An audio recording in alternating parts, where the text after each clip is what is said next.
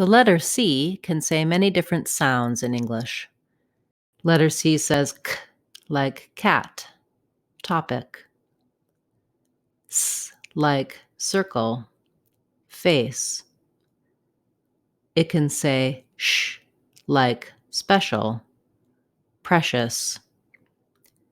And rarely it can say ch, like cello, concerto. Letter C usually says k. Here are the patterns or rules for how to pronounce letter C. When C is followed by letters A, L, O, R, or U, it says k. For example, call, avocado. Close, vehicle. Cold, record. Cry, across.